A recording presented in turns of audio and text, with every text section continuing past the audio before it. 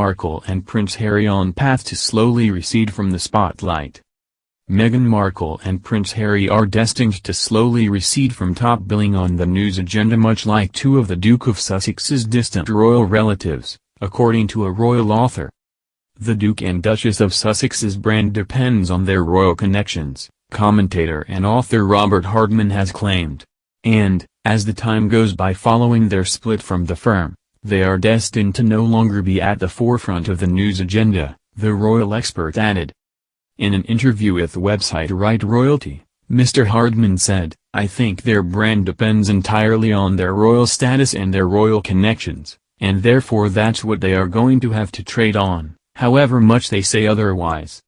It will be the royal stuff in Harry's book, when it comes out, that people want to know about, not the worthy charitable activity. And I think as time goes on, like the Duke and Duchess of Windsor, they will inevitably slowly recede from top billing on the news agenda. But I think it will be a slow process." The Duke of Windsor, former King Edward VIII, was the Queen's uncle who abdicated in 1936 to marry the woman he loved, American socialite Wallis Simpson. After he abruptly positioned then Princess Elizabeth in the direct line of succession to the throne, he moved to France where he married Mrs. Simpson and only returned a handful of times to Britain during his lifetime. Mr. Hardman added the Duke of Sussex was incredibly popular among Britons before stepping down as a senior member of the firm, also due to the great work he was doing with veterans, the Invictus Games and with the Queen's Commonwealth Trust. Prince Harry and Meghan officially bowed out of the firm as its senior members at the end of March 2020. The Duke and Duchess have since relocated to California with their son Archie Harrison and, in their new mansion located in the star-studded Santa Barbara neighborhood of Montecito, they welcomed their daughter Lilibet Diana last June.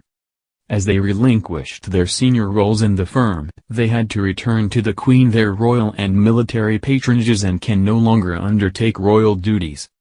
On the other hand, they can now strike profitable financial deals, as they have done with streaming giants Netflix and Spotify.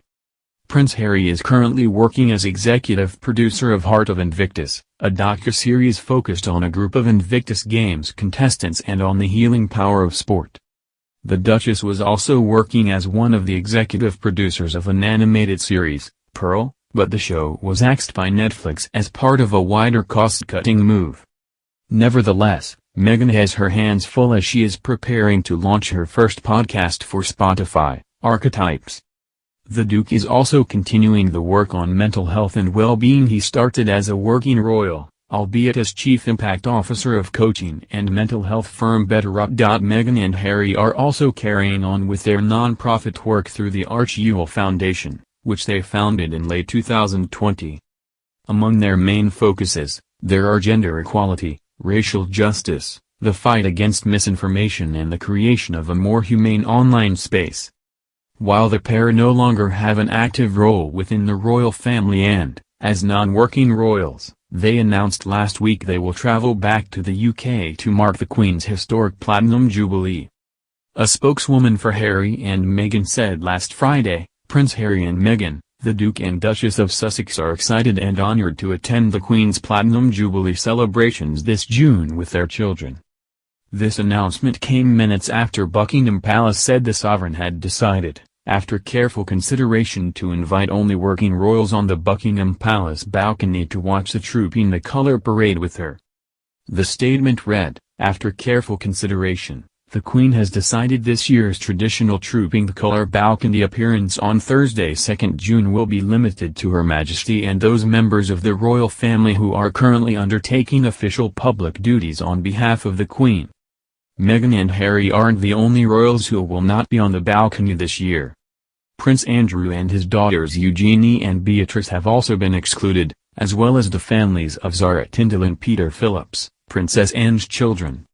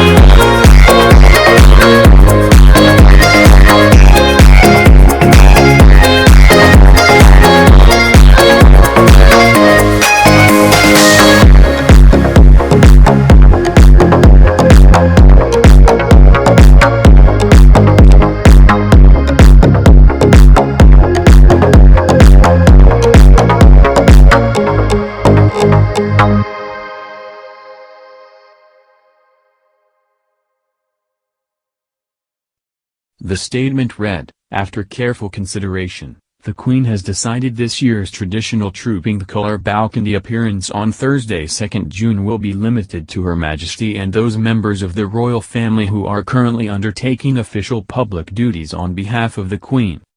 Meghan and Harry aren't the only royals who will not be on the balcony this year. Prince Andrew and his daughters Eugenie and Beatrice have also been excluded, as well as the families of Zara Tindall and Peter Phillips, Princess Anne's children.